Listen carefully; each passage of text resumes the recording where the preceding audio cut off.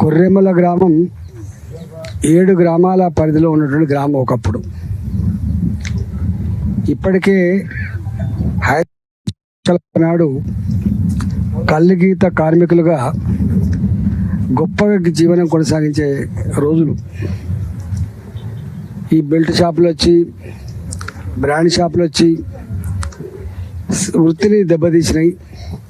ఇవాళ ఉన్న వృత్తి కూడా చేసుకుందామంటే ఈ రియల్ ఎస్టేట్ మాఫియా చేసుకొని మనకేం బాధ లేదు, కానీ భూమి నీదే కావచ్చు, కానీ చెట్టు మాది.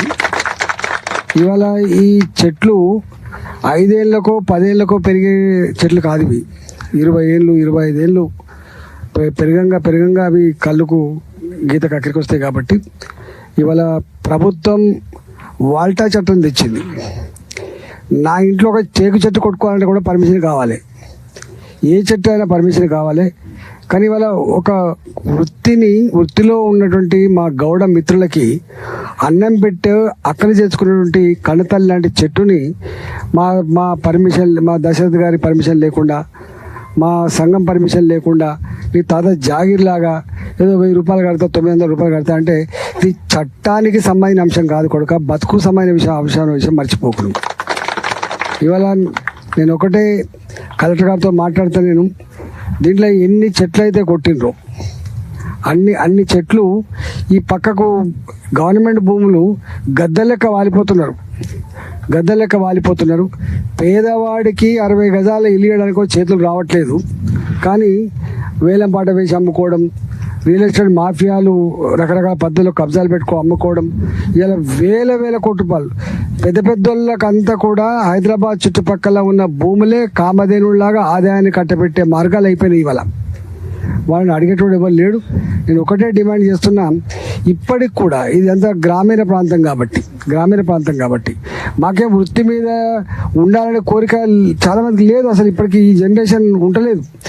కానీ గత్యంతరం లేక మరో మార్గం లేక ఇప్పటికి కూడా పెద్ద మనిషి ఎన్ని సంవత్సరాలు ఉంటామంటే 72 సంవత్సరాలు ఉంటాడు.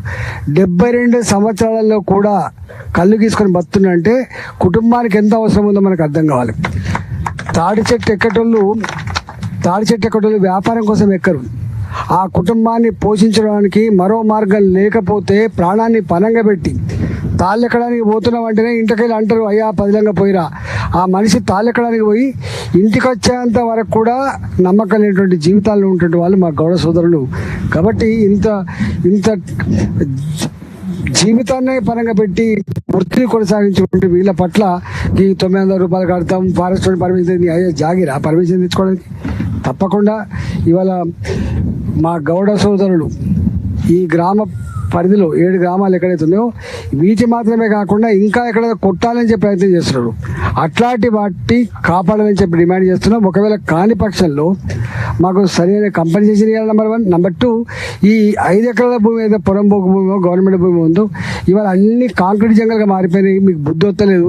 కాంక్రీట్ జంగల్గా మారిపోయినాయి. బొంద పెడదామని జాగా లేకుండా పోయింది, మనిషి కాల పెడదామని జాగా లేకుండా పోయింది.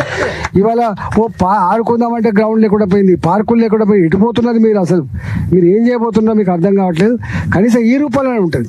మీరు 5 ఎకరాల పైచలకి అయితే ఉందో సొసైటీకి అలకేట్ చేయండి. మంచిగా బ్రహ్మాండంగా ఇవాళ లేటెస్ట్ చెట్లు వచ్చినాయి. ఆ చెట్లు పెంచుకొని వాళ్ళ వృత్తిని కొనసాగించుకునే ఆస్కారం ఉంటుంది. వాళ్ళే ఆ భూమిని అమ్ముకోవడానికి కనుక ఆ సొసైటీకి హక్కులు కలిగించు. ఆ 5 ఎకరాల 6 గుంటల భూమి మీద సొసైటీ కనుక హక్కులు కలిగిస్తే వాళ్ళు మంచిగా సొసైటీ పైన రిజిస్ట్రేషన్ చేసుకొని దాన్ని చెట్లు పెంచుకొని ఇంకా ఎవరైనా గిట్నే మా వాళ్ళకు వారసులుగా ఎవరైనా తాడి చెట్లు ఎక్కాలనుకుంటే, కళ్ళు గీత మీద బతకాలనుకుంటే అక్కడికి వచ్చే ఆస్కారం ఉంది. లేకపోతే ఎప్పుడైనా అది ఒక మంచి వనంలాగా ఉండేటువంటి ఆస్కారం ఉంటుంది. కాబట్టి ప్రభుత్వం ఆలోచించాలని చెప్పి నేను డిమాండ్ చేస్తున్నాను. నేను వెంటనే కలెక్టర్ గారికి ఒక ఉత్తరం రాస్తా, చీఫ్ సెక్రటరీ గారికి ఒక ఉత్తరం రాస్తా, ఎక్సైజ్ మినిస్టర్ గారికి కూడా ఒక ఉత్తరం రాసి ఈ భూమి కోసం కూడా అలకేట్ చేయమని చెప్పి కోరుతా అని చెప్పి మనం చేస్తూ మీకు సంపూర్ణంగా మద్దతు ఇస్తూ సెలవు తీసుకుంటాం.